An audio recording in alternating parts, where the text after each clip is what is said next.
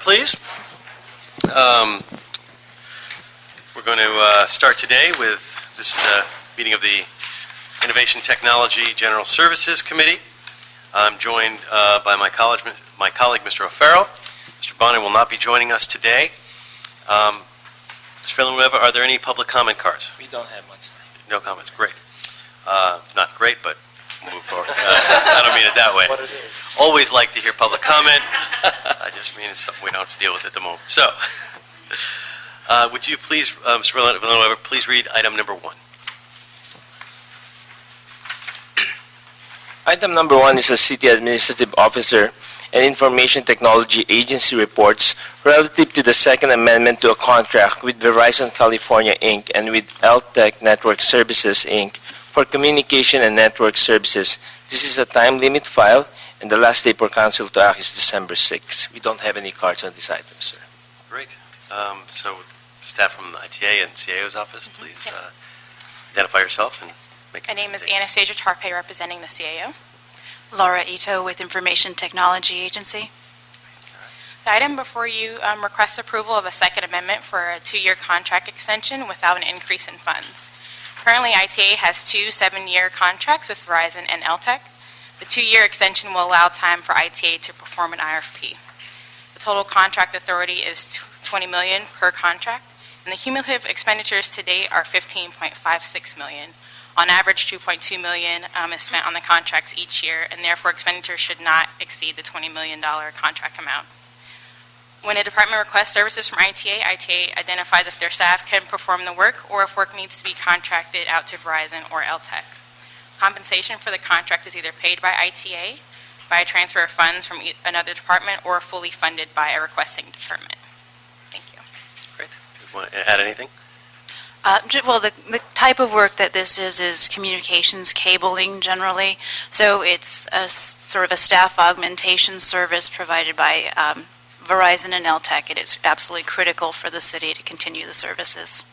We expect to release an RFP shortly.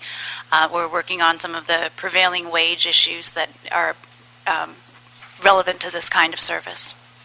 That was going to be my question in terms of when you think the RFP is going to happen, and once it is released, how long before that contract's executed? The RFP should be released by January. As far as when the contracts will be executed, we sometimes have trouble with the larger organizations, larger corporations, in getting them to negotiate a contract and review all of the city's terms and conditions. So that's why we had asked for the 2-year period for this contract, even though the expiration was October 5th of this year. So we hope to have it have a contract, the RFP issued, the selection made, and a contract executed within a year. But in case that doesn't happen, we wanted the 2-year extension. But certainly 2 years, safe, easy. Certainly. Great. Mr. Farrell? Is that pretty much the limit? A 2-year extension would be the limit, or in an unforeseen circumstance could it be extended again? Although that sounds very unlikely. Yeah, we wouldn't come back to request an extension for this contract. We will have the RFP done by then. Great. It's pretty straightforward. Without objection, this item will be approved. Thank you both very much. Thank you. Thank you. So we'll move on to item number 2, Mr. Villanueva. Item number 2 is a motion by Council Members Blumenfield, Englander, and Buscaino relative to the availability of the live council session status link on the Internet, as well as the Council File Management System mobile site. We don't have any cards for this item, sir. Great. Well, we are moving to the show and tell portion of our hearing. We always like to have a little bit of that. And so, ITA in the clerk's office, if you would. Good afternoon. Holly Walcott, Interim City Clerk. The City Clerk keeps a lot of very valuable information on council file and council proceedings, but we, as well as you, I know, want to make sure that that is accessible to the public. And we value very much our collaboration with the Information Technology Agency because they make all things electronic possible. So they did a fantastic job. That should be their slogan, by the way. Yes. That's a good one. You guys are listening to that? That's a good one. I'm sorry to interrupt. Go ahead. That's all right. They have really done a fantastic job of going live this morning with with the intent of this motion, which was to make the council live status public. So with that, I am going to turn it over to ITA because they were the, not the inspiration, but the worker bees behind this that made it all possible. The executioner. We like Catalyst. Catalyst, all right. Catalyst works. Ted Ross, Assistant General Manager with ITA, and so this is always the fun part of our jobs, to be able to just show things that we're able to demonstrate. We certainly appreciate the motion and the discussion, and so it's our job to try to make that happen. And so what you're seeing is our LACity.org, because of course quite often the website is the launching pad where folks will go ahead and see this. So we'll go into the city government section. I've got our lead programmer, Jason Joseph, here with me doing the clicking. You'll notice on the, he's the executioner. Yes. That in question. Okay. You'll notice on the right side, we've got links. So everyone's used to seeing the council meeting video link, and we've also added a council votes live link to keep with the wording. We also, towards the center of the page, on the left, you'll see there's City Council Live and On-Demand Video. That's the previous link. And then we have City Council Votes Live also put there, too. We have links also, without needing to demonstrate, also on the City Clerk Internet, as well as City Clerk Intranet, as well as requested, it's on the City Clerk mobile app also. So we have multiple links to be able to make this available, and we'll show you kind of a neat Twitter feature that we've also added into it. So, Jason, go ahead and click on the Council Votes Live link. So, of course, we've got no meeting right now, so that we don't have a whole lot of data to show, but we'll show you some screenshots from the session this morning. But on the upper left, you'll see that there's a link to council meeting video, because based on our understanding, and as we kind of brought the teams together to discuss, if someone were to get to this page, they would likely also maybe want to watch it. So we have council meeting video link that makes sense. We have the calendar and the agenda link there, so someone can go ahead and check out the agenda, get more information. We also have a follow the Twitter account, so follow at LACity Clerk, which we'll discuss a little bit more, to pull in some of the social media, as well as searching council votes. So this is going to show you real time, within 60 seconds or so, the results of that vote, but it'll also allow someone to go ahead and search previous council votes. So it links to the city clerk's archive site. So we try to identify all the different types of functionality someone would want in this page, and we brought it together. I think another thing to mention is, as anyone would state, that's fine for desktop. What about mobile? So this has been optimized for mobile devices, so it also work on your iPad or work on your phone, etc. Because someone who could be following this could very well be a city employee or a member of the public. They could be doing it just outside of council, you name it. So we try to make it applicable for all those items. So, of course, it's boring for us to demo something that just says no meeting is currently in session. So we'll show you some screenshots from the session this morning. So here we have council session just starting. So at 10:12 a.m., you notice it starts to fill in those items. It shows what date the council meeting is for. It shows you the council members who are present. But we have no vote results because nothing has been voted on at this point in time. So this is a screenshot at 10:12 a.m. So we'll also go ahead and with the beauty of past tense, we can now show you the entire session. So, or at least the screenshot at 11:03. So as you start to scroll down, you'll see the items, you'll see the time, you'll see the vote, you'll see the yeses, you'll see the noes, you'll see the title of the motion itself, and so we try to encapsulate all that in there. Of course, this demonstration makes even more sense during a council meeting, so you can see those items updating real time, but this is a function that we haven't had available to the public that is now available to the public. So needless to say, you can watch it live, you can listen to the audio live, you can go back to archives, you could also go ahead and get it streamed to you. One thing I would like to show real quick is the Twitter side of it. So let's go ahead and open up the Twitter account, Jason. So you log in, let's say, this is your item, right? Okay. And so, of course, we try to follow only the important people. So we've been following Councilman O'Farrell, Councilman Blumenfield, as well as Councilman Bonin. That started today, I noticed. Well done. Details. I think it was the end of last week. We could see it coming. Okay. But yeah, so for this account that we did for our demo purposes, we went ahead, also are following the @LACityClerk Twitter account. And you'll notice there towards the middle of the screen that we have a message that comes out now. It's going to come out for every council session. It says LA City Council session is starting now. Watch it live or check voting results at, and then we link up to the page. So, we went back and forth on some of on how we want to go ahead and incorporate some of social media, but we thought it's very timely. If someone goes ahead and follows it, we won't be inundating them with all sorts of different tweets, but this is one that could say, hey, it's happening, and here's your link to be able to view it or stay on top of it. So we're seeing it as a potential good tool, certainly for the public and those engaged, as well as for internal employees. Great. Well, I want to first congratulate you both and thank you. It's been a great collaboration, I think, with the clerk and ITA and making this happen. And one of the things that's great about it is folks who are following what's happening now, or if going to a council session, if there's not enough room in the council session and they want to go to Homeboy Cafe, get something to eat, they can look on their phone and see what the items are. Or, people following along at home or at a meeting, you can have your mobile device. You can see where things are happening. You don't have to actually sit there watching everything. Not that it's not truly fascinating every moment, Correct. but it does give people that flexibility. And I think especially on days like tomorrow, when this will be in use, when we have a couple of items that are particularly long, like the bullhook thing will probably go for a long period of time with a lot of folks. If somebody is here for something else or out thinking of something else, they may not want to sit through all that, and this gives them that great opportunity. I'm curious, though, what some of the issues that you faced in terms of making this link public, because prior to this, we had this information on our intranet, but we didn't have it on our public site.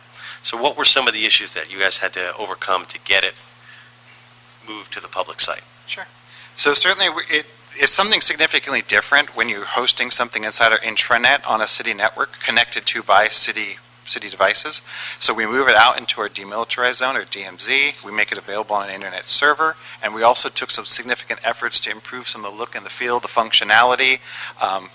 This has gone public, so if it's public, we want to make sure it looks right, represents the city well, as well as has some connections, for example, for Twitter. And are there any new maintenance or ongoing obligations that we need to concern ourselves with, that having this now gives us any new responsibilities? Well, it's a very good question because everything comes with a cost. And so we very much value our partnership with the city clerk. But as we develop and build some of these new items, it becomes another application for us to maintain. If anything ever happens, we have to go ahead and get it back up again. And it's running on city hardware in the P4 data center. So certainly the more we invest, the more we roll out these new technologies and these new features, the more, at least from this man's opinion, we should be investing in the city staff and the infrastructure it needs to run those items. But we were already investing in a lot of that in terms of the additional costs. It's not going to give us any hard additional costs because we were already free of charge. We were already doing it. That's great. Mr. O'Farrell? Okay, so having said that, you don't see any sort of pending budget requests for upcoming fiscal 14, Not for this item, no. 15? Okay.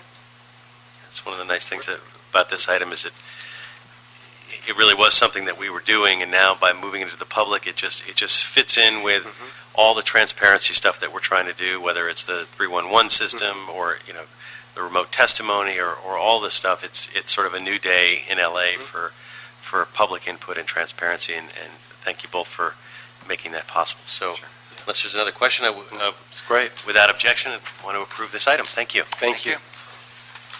And we will. That concludes the show and tell portion of our hearing. Our executioners did a good job. Thank you. Mr. Villanueva, would you please read item number 3? Item number 3 is a motion by Council Members Wesson and Blumenfield relative to the creation of a citywide registry of automated external defibrillator that links its location to emergency responders or 911 operators and cost of equipping the Los Angeles Police Department's patrol cars. This item was also referred to the Public Safety Committee. We do not have any cards for this item. Great. So if I could ask the staff from the fire department to please come to the table. And basically, we're going to ask them to give us some background on the city's current program, AED program. As you're making your way up, just want to get basic information. How many of these do we have? What's the program like? And and how you see this program moving forward. I'm just stalling while you come up, but thank you very much for being here. Thank you. Good afternoon. Good afternoon. Do you want? I'll start off. My name is Valerie Munoz. I'm a Senior Management Analyst 1 assigned to the Fire Department, and I'm the Program Manager for the City of Los Angeles Public Access Defibrillator Program. Good afternoon. My name is Jeff Elder. I'm a Battalion Chief with the Fire Department. I'm our Paramedic Coordinator and assigned to our EMS Division. Great. Okay. Where would you like me to start? Well, you tell us a little bit about the current program, the AED program. Sure. How many of them do we own? Where are they located? What's the current budget? Those kind of things. Okay, thank you. The program was started by the City Council in 1999. Unanimously, a motion was passed in 2000, and the program was housed within the Fire Department. It's an approximation because the city is very fluid, so they come and go. But we have 1,300 AEDs currently. The bulk of those are in council-controlled departments, in facilities that the public uses. We install in facilities that the public uses for recreation or for business. We also have them in our 3 proprietary departments, which is airports, DWP, and the harbor. So with airports, we have them at Ontario, Van Nuys, and LAX. The bulk of our uses have been with LAX. Let's see. We've had 77 uses to date since we started installing. We started installing in 2000. And we have a 75% save rate, which is the highest save rate in the nation. Let's see. What else would you like to know, sir? The typical examples of where they're installed is the libraries, the pools, the observatory, the zoo, police stations, the police training facilities such as Legion Park, the Westchester facility out in Granada Hills at their EVOC facility. They're at Scientific Investigation Division, which is out at Cal State LA. They're at Piper Tech, City Hall East, City Hall South, City Hall Van Nuys, the Harbor City Hall, San Pedro. They're at all the golf courses. There's a lot of them, and we maintain them and keep them going. And how much does that cost to maintain them and keep them going? Well, it's an interesting factor. I can tell you, I calculated some costs for you. We can start by giving you a cost of a typical AED install. And what we've brought here is an example. Actually, not an example. It is a real I misspoke AED. earlier when I said the show and tell portion of the hearing was over. We still are continuing that, which is nice. This is the AED that we install throughout the city. The one thing that we don't have here with us is the cabinet that you'll typically see throughout City Hall that it is installed with an alarm and is a notification system. And it's also not just there for security, but also to alert others that the AED has been accessed.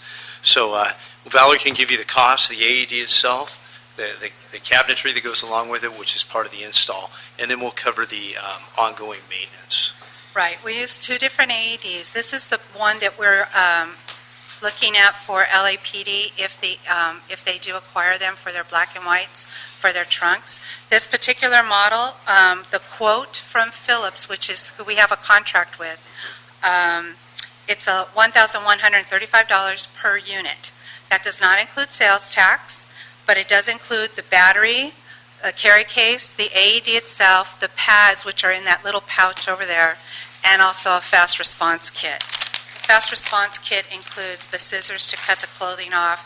It includes gloves, a barrier device, some gauze, and a razor in case there's a hair issue in order to get the pads onto the skin.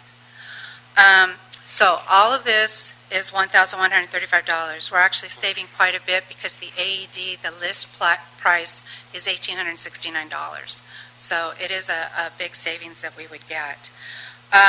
If you're looking at the numbers that were quoted, to do the black and whites, to have them in there. For 1,700 AEDs, you're looking at $2,103,000, $103,155. If you're looking at 1,800, we're looking at $2,226,870.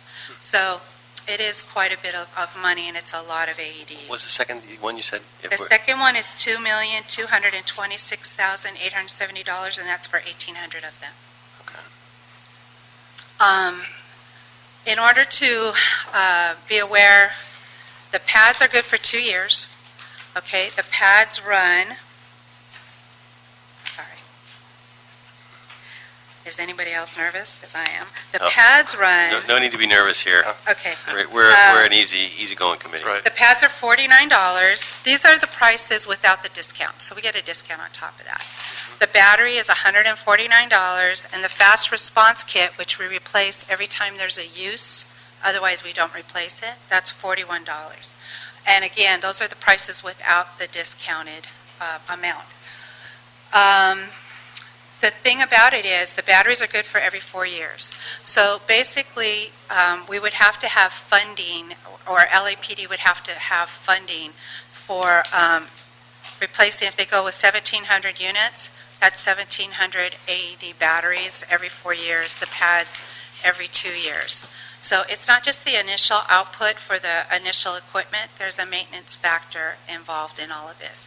There's also a training component, they'd have to comply with that too.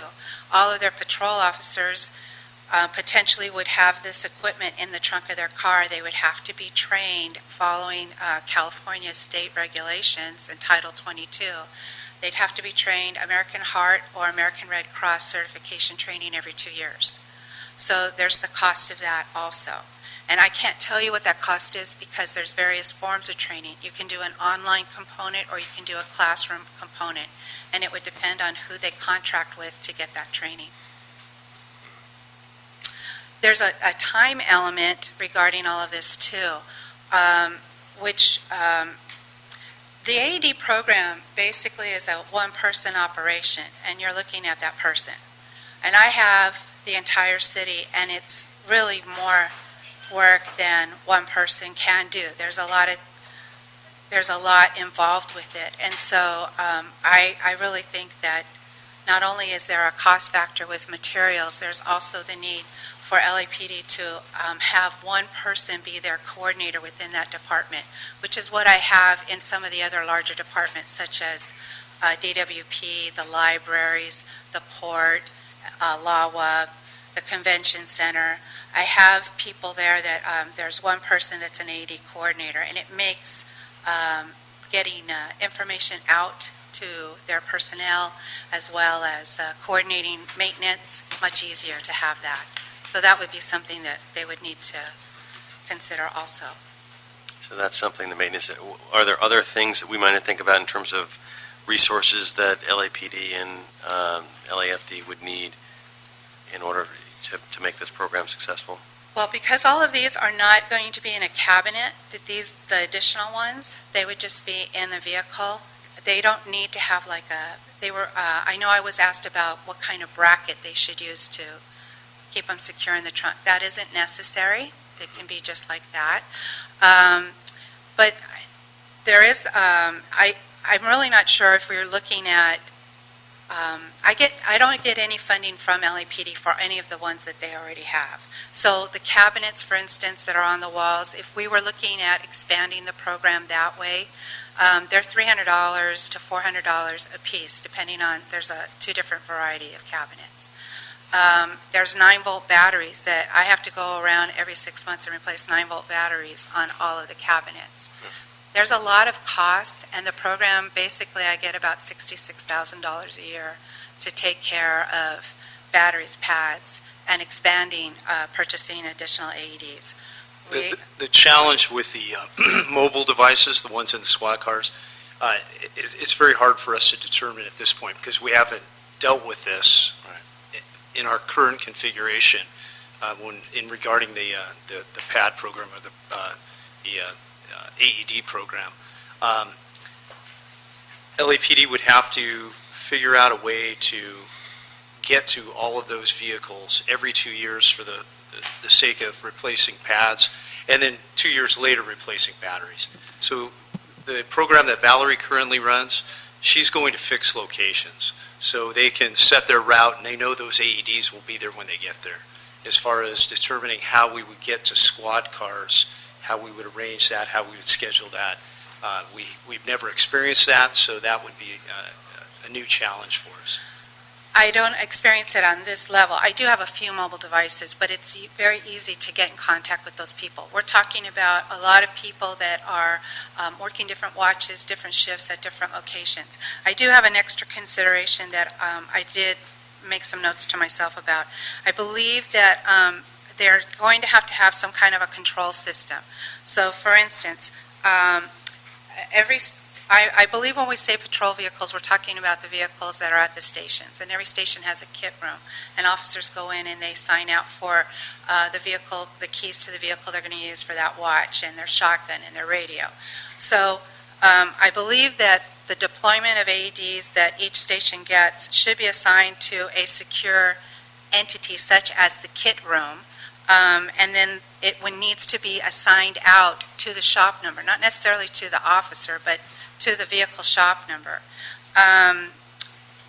The way that this would happen is it would have to be signed in and out, because I know on different watches you might have more cars deployed on one watch and not on another. If there's an accident or a car goes out of service for whatever reason, you're going to have some kind of plan for the supervisors to take that piece of equipment out of the car and secure it, bring it back to the kit room. There's a lot of consideration that has to be done on that, because otherwise items are going to show up missing. And there has to be some kind of control that's built into it.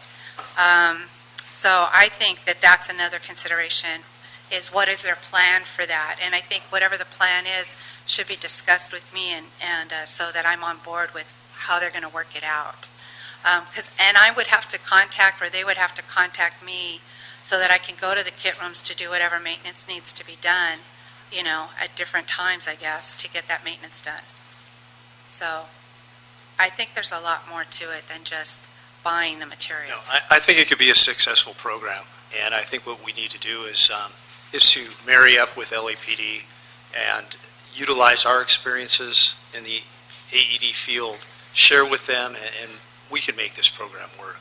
But I think that our 13, 14 years in the business is going to be of great value to LAPD, and I think we can make it work. I do too. I think it's very doable. I just think that we have to consider, the security factor and how we're going to coordinate to get the maintenance done. Mr. Farrell? Just a few quick questions. Thank you. Let's see. You mentioned training. So we have CERT training. We have regularly required training for our first responder personnel. Could this training be incorporated into existing training, and might there be a cost savings associated with that? I think that we're going to have look into the training that you're talking about. Mm-hmm. I think there is a way to do it. I just don't know all the particulars. And it may be that there is something already that LAPD has that they can augment with this, Right. that would make it a smooth transition for them. I just want to make sure that it happens, that's all. Sure. We can make it part of their recurring training. With firefighters, it's not an issue because our firefighters are all at the very least emergency medical technicians. So they don't need this additional training. Other city employees where we have AEDs deployed do require that training. It's actually in the fixed facilities, we only have to have 5 people trained per AED Correct. in that facility. So we're talking about a small number. In the case of the deployment in the squad cars, obviously we would want every police officer that's riding in a squad car to be properly trained. Mm-hmm. So again, we could work with them during their recurrent training, their required trainings that they have every year, fit this into the schedule. It's not a in-depth, all-day training session. Correct. The requirements are that they're familiar with the AED, which we have training models that we use, and then now we're employing, maybe you've heard of hands-only CPR. Mm-hmm. We rolled that out earlier in the year. It was a county-wide program. So the hands-only CPR is basically a quick demonstration Each one of the officers would utilize a mannequin to just go through a practice session, and they'd be signed off for 2 years. Correct. But it's the volume. There's a tremendous volume of officers that would need this training, but I have no doubt we could make it happen. Sure. And then the maintenance, so the batteries are different between the on-the-go kits and then the cabinet. Right. The This cabinets 9-volt themselves battery. use a little tiny 9-volt. Mhm. They use 2 of those. And all that 6-month does... replacement. Right, and that's just for the alarm that's built into the cabinet. So when the door opens, like the chief was saying, it causes people to know that someone needs help. And then, so some of the kits in the cabinets are as old as 13 years since they were installed beginning in 2000. Do you feel satisfied that all of those have been adequately maintained? Yeah, everything has been, yes, 100%. Okay. And then in your list of locations, I didn't hear senior centers. Yes, we have them at the senior centers. I didn't list all of them, I'm sorry. Oh, no, that's okay. That's all right. But yes, we have them at the senior centers. The one largest area that there was actually a city council motion written on in 2006 that still hasn't happened are the rec centers. Okay. So the estimate is $335,000 to get all of the rec centers installed. Because those are fixed positions, it wouldn't be just the AED. There's a cabinet, and that also includes the training that needs to be done for the employees at the rec centers. That was an all-inclusive package, but we have not been funded for that. Because I'm not entirely confident that in some of the senior centers that I've been to that sometimes they're not always fully staffed by personnel that I Correct. feel would be trained how to use one. Correct. So that's just a concern I have. I just wanted to raise that. They actually, all of the senior center directors were trained approximately, maybe a little over a year ago, maybe about 14 months ago. And I actually asked, the training for the senior centers comes from the lifeguards. Rec and Parks trains their own people with their lifeguards. And I asked them to please consider training their long-term volunteers because they're there augmenting the staffing. And I thought it would be appropriate for them to have it. Terrific. And then has the LAPD, has there ever been a coordinator? There's, don't misunderstand me. There are people that I work with in different sections. For instance, with training, there's an MA that is housed out in Davis, the EVOC Center. His name is Eddie Osepian, and I work with him. With SWAT, I work with Officer Guy Dobine. Up at Elysian Park, there's a civilian, and I can't think of his name right now, but he's a senior MA up there, and I've worked with him. But it's not uniform, and every once in a while, something will happen, and I really don't have any recourse with one particular person, and it can make it very difficult. I worked for LAPD for many years, and so I understand that there's different watches and different personnel. But sometimes it just would make it so much easier to get information out or to collect information to have one person. Right. And just lastly, it sounds like the registry idea is, is not really such a stretch because you have a pretty good handle on exactly where they all are. I know where all of ours are. The registry yes, I know where all of ours are. But as far as any other AEDs in the city that aren't part of the program, no. That's really kind of what we're after here, isn't it? So we can have that information and share it and Right. maximize it and Have that information and make that available to 911 operators. Would be Right. the key, and I don't know. It's kind of out of our level of expertise, if you will, the IT portion of that, so we can't address that linking the registry to 911. But having the registry would be the start for making that link. Exactly. Without it, we won't have that link. yeah, Valerie does have all the information regarding the locations of all the AEDs within the city buildings. Terrific. We Right. link those up with the private ones, get it on a database, have it available to 911 operators, so that, this would be the vision here, and so that when someone does call 911, among other things that pop up on their screen is there's an AED a block away or what have you, and you're able to take advantage of that, and the person can link them to that. We're talking about LAPD. We have reps from LAPD here. If you all want to add anything, you're welcome to come forward. on that front. Thank you for this great report. Oh, thank you. Yeah, before we close out, the LAPD folks want to add, and you guys can stay here, and in case there's any additional. Oh, yeah, they would open up chairs or something. We'll just be over here. Okay. We know where you are. If we need you, we'll call you back.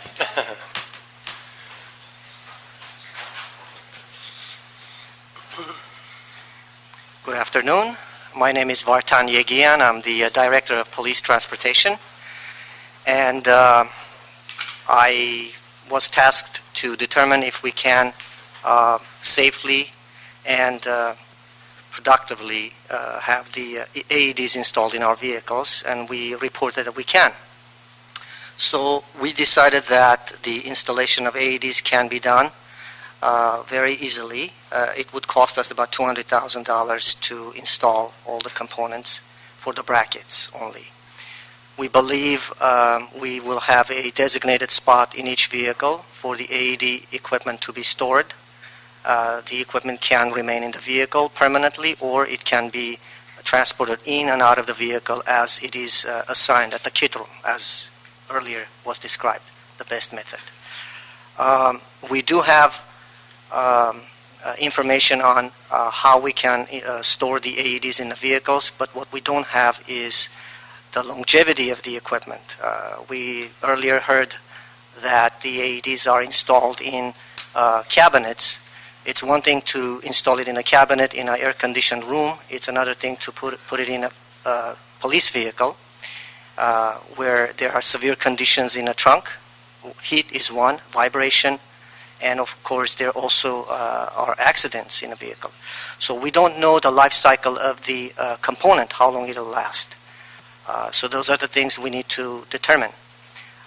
As far as the installation, the brackets will be designed in a way that it will serve three purposes. One, the bracket will hold the AED in one designated location for ease of access, and also for every vehicle to have its own location for the officers to know where the AED is whenever they need to use it. Second, it will have some kind of mechanism to protect the casing. As you've seen, the red casing will get additional protection because in the trunk of the vehicles there are many other components, police gear, rifles, war bags, and so on and so on. And finally, the bracket will have a component where it'll allow the officers to readily test the equipment if the equipment is charged and ready to use. So I only can answer those questions. As far as anything else, I'll try, but my job is to make sure the components fit properly. Great. Anything else to add on that? No, I'm Peter DiCarlo. I'm Assistant Commanding Officer of the Administrative Services Bureau, and Vartan's division reports to us.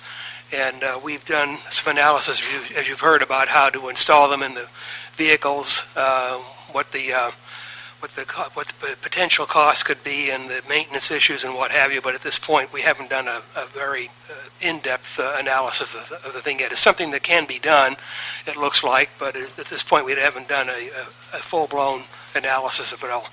Sure. It's just, and the purpose of this motion is really to get GSD in cooperation with LAPD and LAFD to start looking at the feasibility of it, and so I don't expect everyone to have the answers today by any means. It's really just to get the initial feedback that it's something that folks are interested in, and that would make sense to move forward with, at least looking at the feasibility. And so far, everything I've heard from everyone so far is very positive that we ought to take that step in terms of looking at the feasibility of the next step, which is really what we're after today.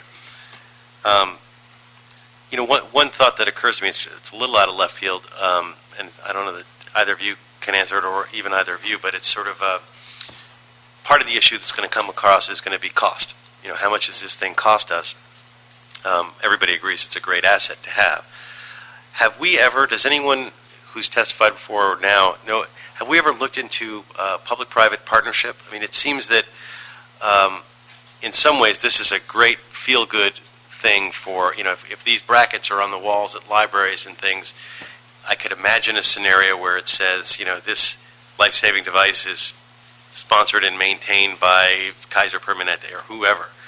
I can imagine there being private partnerships of folks who have money who would have an interest in partnering on this kind of program, whether they're doing it just straight for the goodwill issue or whether they have a health component to them. But I wonder if there's an offset, if there is a mechanism to offset the cost by having a partnership. And unless I hear objections from anybody as to why that's a bad idea, what I'd like to then incorporate into the motion is just to also, in looking at feasibility, also look at the possibility.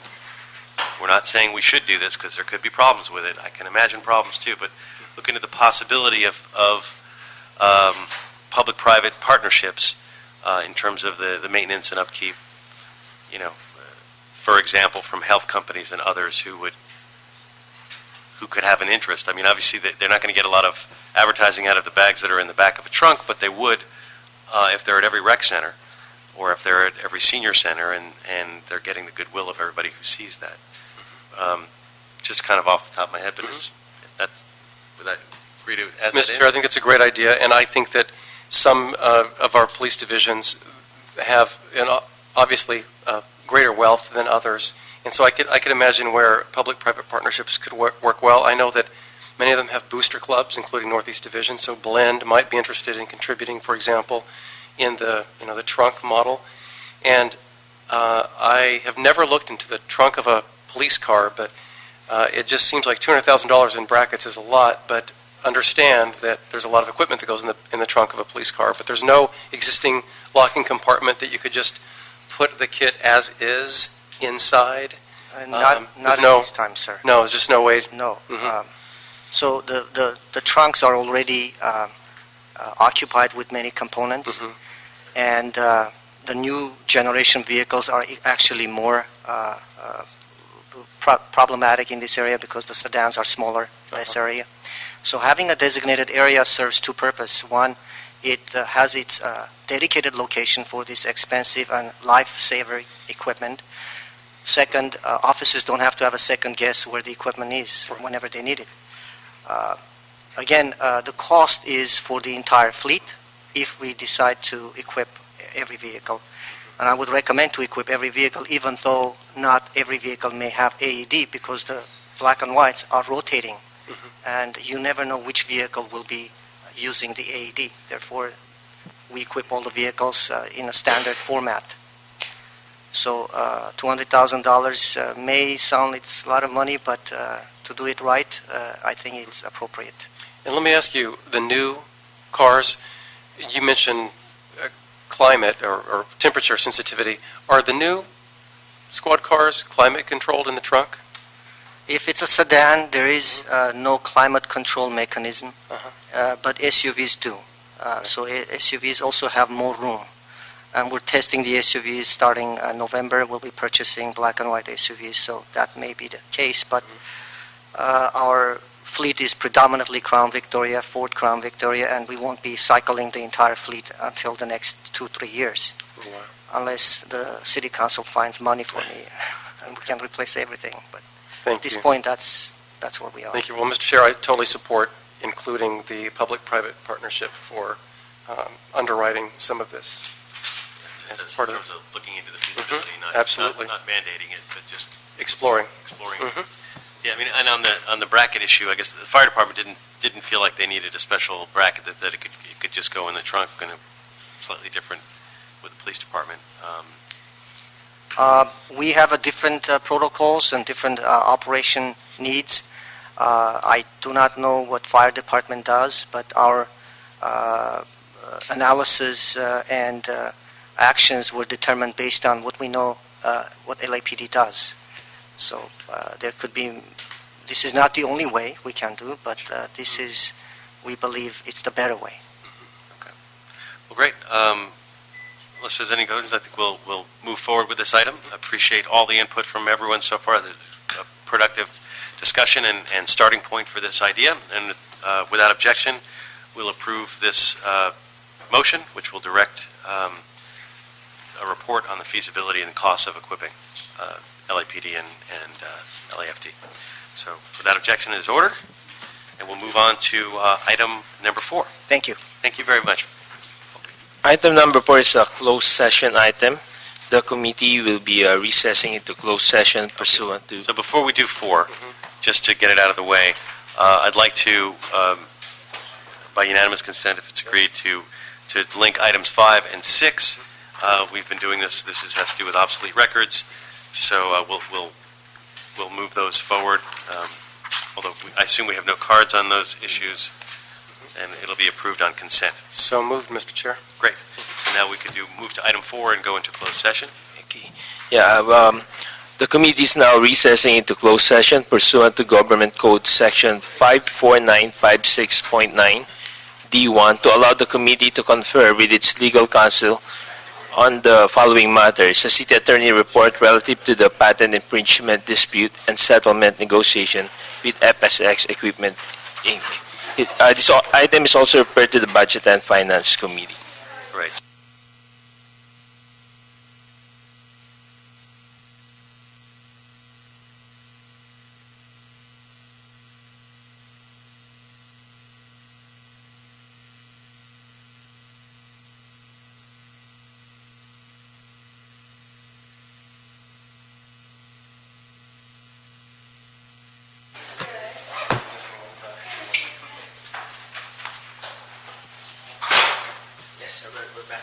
Okay, we're back in open session for the purpose of adjourning. So this meeting is hereby adjourned. Thank you.